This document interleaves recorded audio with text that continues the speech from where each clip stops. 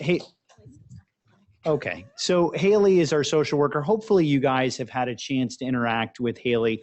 I just want to put in a plug for our support group.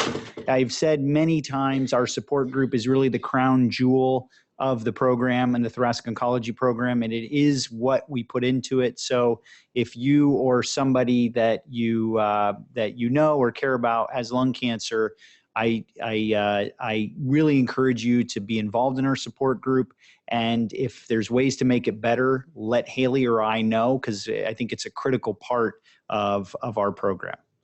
So Emily, are you gonna? So Haley cannot be here. Her children are not feeling well. So Emily is going to step in. Great, thank you. So we're going to do a brief session on coping with cancer and kind of what that means. And I think more than anything else, talking about patients from a patient perspective is really important. So we actually have one of our patients that volunteered to talk about her experience a little bit with you. And so we'll start off the session with that. And so I'll invite Dawn to come down and give a little bit of that perspective. And then I'll fill in with some of the information in terms of what we really work on and focus on with patients here at Smilo. So thank you so much. Emily. Well, thank you.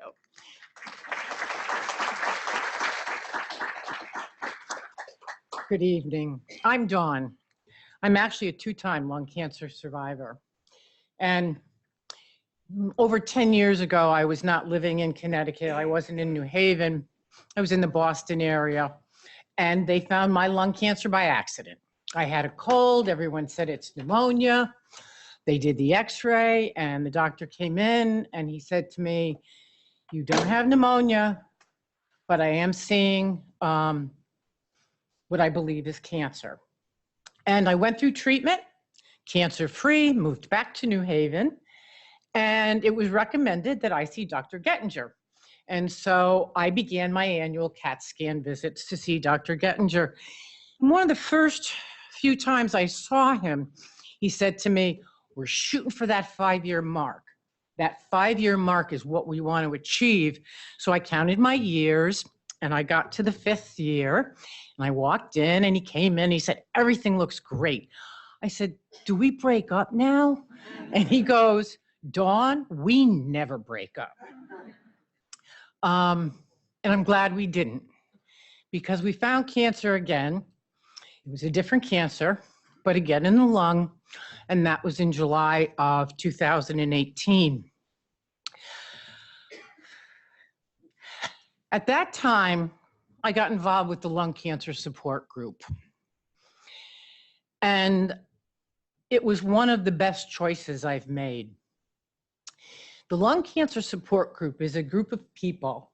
We meet the first and third Tuesdays of the month.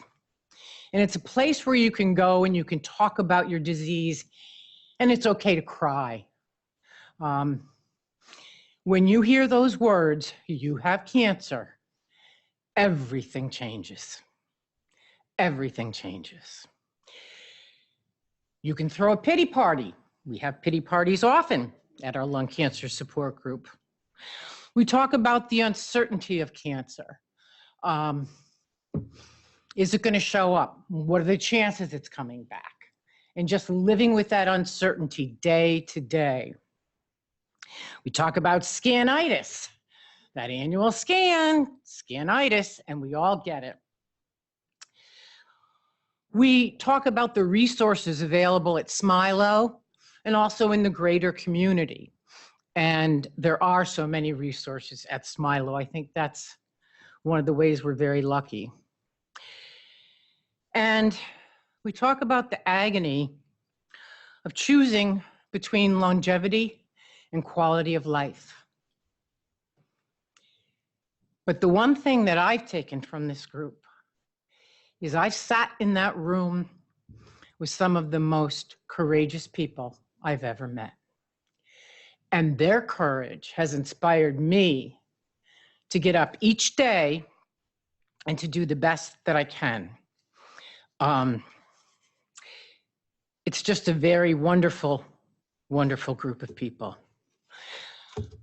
Today, I'm a cancer survivor. And I see so many of my friends here. Today, we are survivors. And I am so happy to have an opportunity to thank you and all of you professionals from Smilo. You are an exceptional team. I don't care if you're in the top 20, in my mind, you are the top.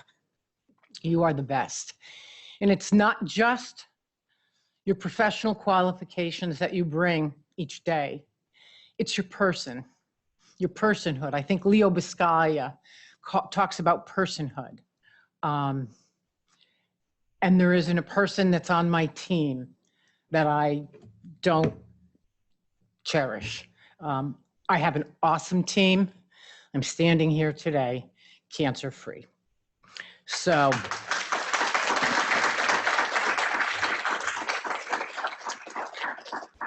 thank you, Smilo. Thanks, Emily.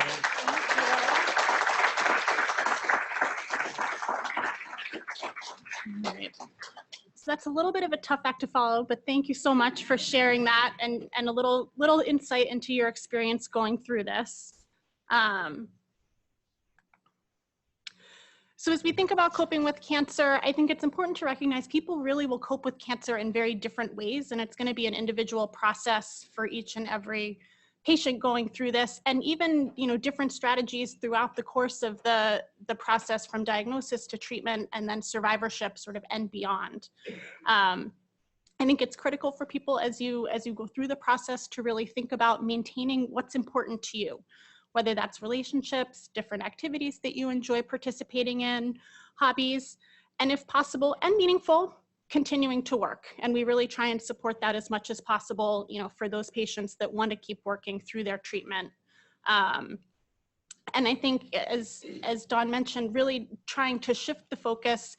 And I think everybody that's diagnosed with cancer is a survivor. You're living with your cancer, regardless of where you are in this journey. And we really want to help you, if we can, identify and figure out ways to live life to the fullest and maintain the best possible quality of life, as you go through the whole spectrum of what it means to have a cancer diagnosis. One critical thing that I think is important, because when you hear, you have cancer, is you automatically feel out of control, and figuring out ways that you can regain that control and feel like you're not just kind of lost in this onslaught of appointment after appointment and scans and biopsies and meetings with different physicians, but really learning about the diagnosis and treatment if you want to. For some people, that's a component of taking back control. Not everybody wants to know everything possible, about their diagnosis, but taking an active role in your treatment planning, sharing with the team taking care of you what's really important. Are there certain days of the week that are better for you to come into treatment? Are you trying to work, treatment appointments around a work schedule or around family commitments? Maybe, as a patient, you're not driving, but when's a family member available to drive you? And as you focus on what you can control, remembering that it's normal to feel sad, stressed, uncertain. I mean, the anxiety and depression are real, and sort of admitting those and working through those feelings with whether it's friends, relatives, talking to a counselor or a social worker if you don't want to feel like you're burdening family members with some of the emotions, talking to trusted religious figures, or even doing more private mechanisms like art therapy, drawing, or keeping a private journal, just ways to kind of let those emotions be processed and get them out of you, because if you can move through some of those negative emotions, it really will free up energy to be able to focus on important sort of positive aspects of life as you go forward. I think it's also really critical to remember, take care of yourself and put yourself first. You're sort of the nexus of this whole operation as the patient. And it's okay to say no. Everybody has stresses and demands on them, but this is a big deal. And, sort of make this journey what you want. Trying to carve out time every day to do something that's important to you.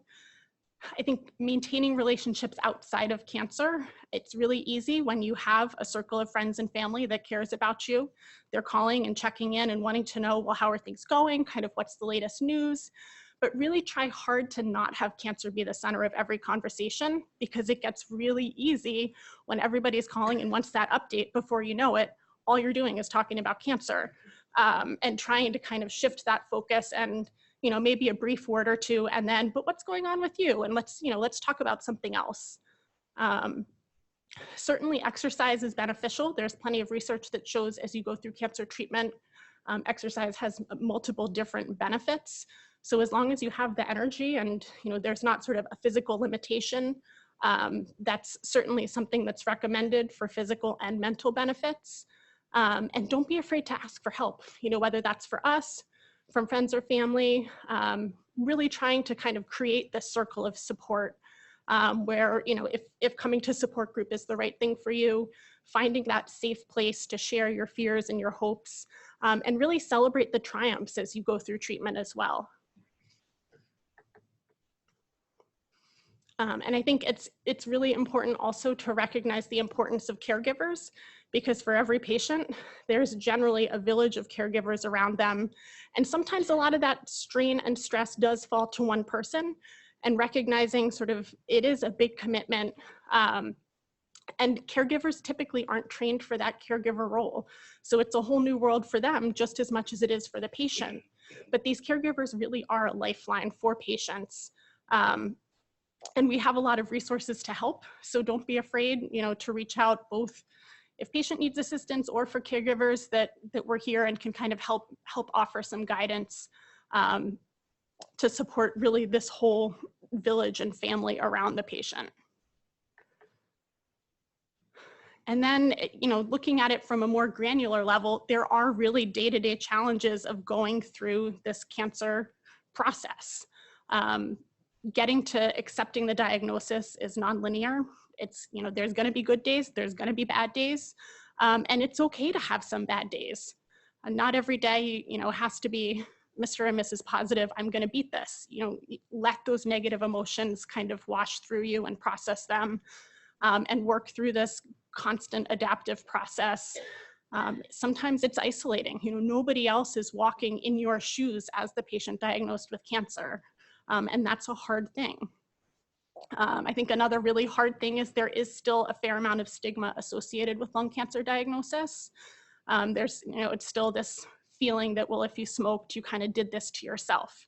And like Dr. Detterbeck was just mentioning, that may not really be true. And we certainly see patients that have certain targetable mutations that may have had some early smoking history, you know, years ago. But when we find these mutations, we really have a pretty good confidence level that their smoking had nothing to do with the lung cancer that they got diagnosed with down the road. Other changes include coping with physical and cognitive challenges. I think chemo brain really is real, and can cause some lasting deficits that's hard for patients to deal with and kind of work into their daily life. Certainly with this caregiver and patient relationship, there can be role changes and role strain.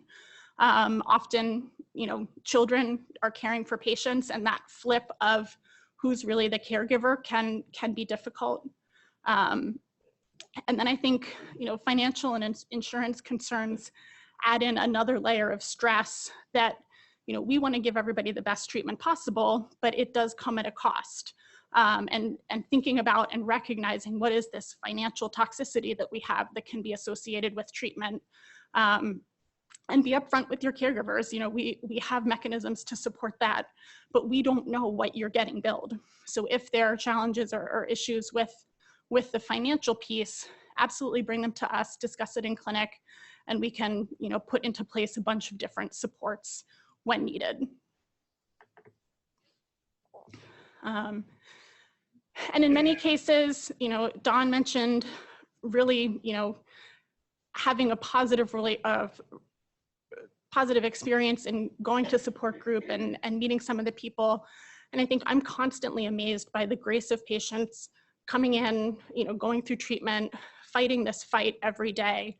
But cancer really does help sort of distill down what is important? You know, what are the most critical things that are meaningful to us in our lives?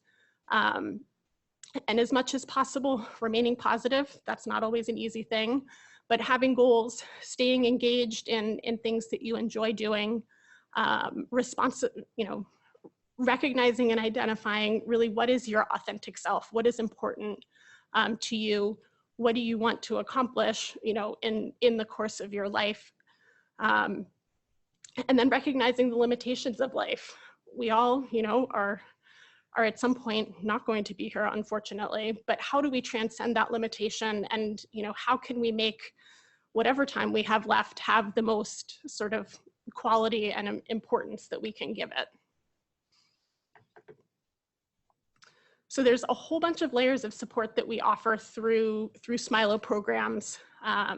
There's meaning-centered and either group or individual psychotherapy available. Certainly our lung cancer support group is a great avenue for many of our patients. We also have a caregiver support group that's available.